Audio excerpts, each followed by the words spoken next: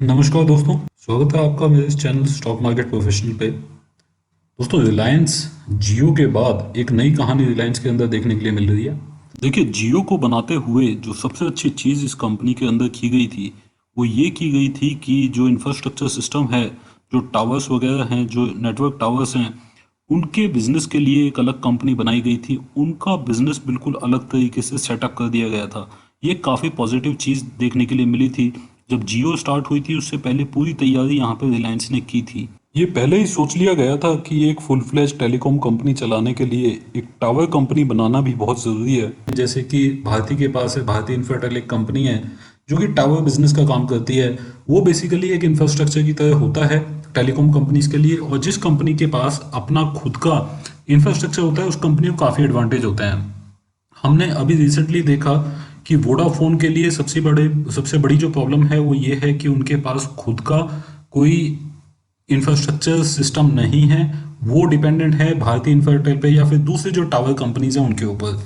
अभी हम रिलायंस के बारे में बात करें, रिलायंस के पास ऑलरेडी एक टावर बिजनेस है। उस बिजनेस के चलते काफ़ी बड़ी न्यूज़ यहाँ पे देखने के लिए मिल रही है। 2019 में ये चीज़ें स्टार्ट हुई थी और आज ये जाके मेटेलाइज हो रही हैं। तो आप लोगों को समझना पड़ेगा कि जियो के बाद एक नई कहानी रिलायंस के अंदर उभर के आ रही है।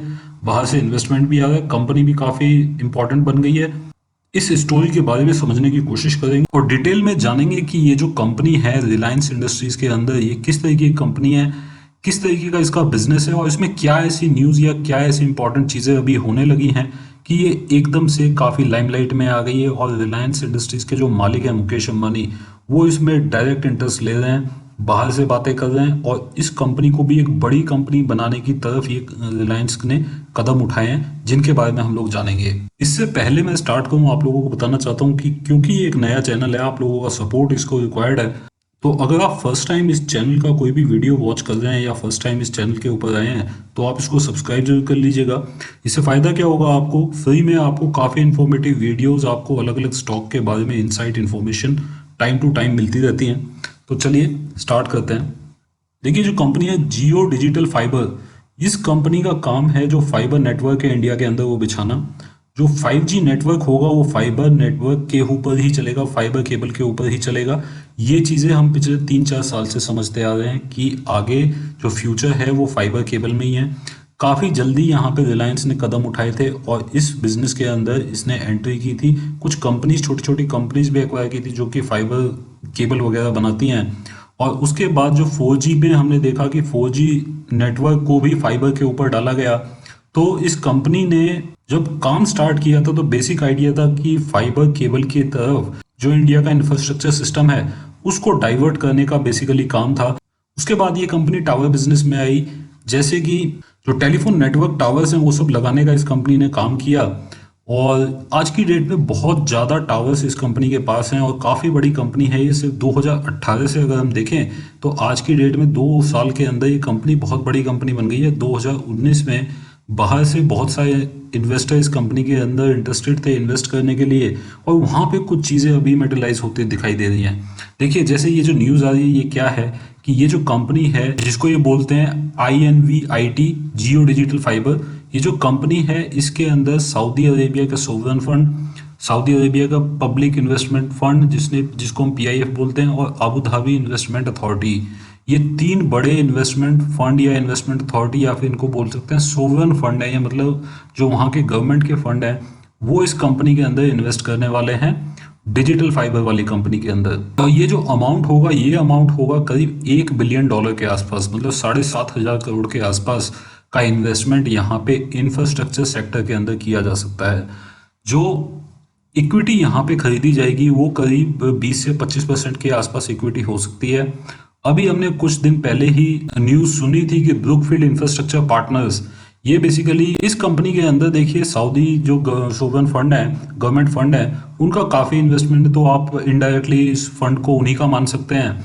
उसने करीब 25,000 करोड़ के आसपास का अमाउंट इस कंपनी के अंदर ऑलरेडी लगाया था और उसके बाद इस तरीके की इन्वेस्टमेंट आपको देखने के लिए मिल रही है। मतलब बाहर के जो बड़े इन्वेस्टर हैं, जो दुनिया के सबसे बड़े सोवरन फंड हैं, वो इस कंपनी के अंदर अभी एंट्री करते दिखाई दे रहे हैं।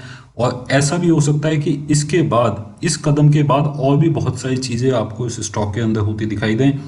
काफ़ी बड़ा एक स्टेक इस कंपनी का ऑलरेडी बेच दिया गया है, या फिर कह सकते हैं कि बाहर के इन्वेस्टर्स ने यहाँ पे आके काफ़ी बड़ा स्टेक खरीद लिया है ऑलरेडी।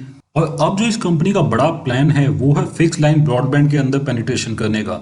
इंडिया के अंदर देखिए सिर्फ 20% ही फिक्स्ड लाइन ब्रॉडबैंड के अंदर काम होता है, बाकी सब जो इंटरनेट यूज़ होता है ज़्यादातर वो फ़ोन के जरिए होता है। लेकिन ये जो चीज़ें हैं ये इंडिया में काफ़ी तेज़ी से बढ़ सकती हैं, क्योंकि जो ब्रॉडबैंड की स्पीड है वो अनमैचेबल हो सकती है अगले 1-1.5 साल के अंदर। अभी भी अब आप देखेंगे जो ब्रॉडबैंड की स्पीड है वो काफ़ी ज़्यादा है, लोग वाईफाई यूज़ करना पसंद करते हैं। और ये मानना है कि अगले 5 से 7 साल के अंदर ये 5x ये जो डिमांड है ये जा सकती है, सब्सक्राइबर बेस बढ़ सकता है। तो ऐसे में बहुत बड़ा पोटेंशियल इस कंपनी के पास है। ये भी एक अनलिस्टेड कंपनी है और रिलायंस इंडस्ट्रीज की सब्सिडरी कंपनी है। अब इस कंपनी के बारे में थोड़ा सा डिटेल में समझ लेते हैं।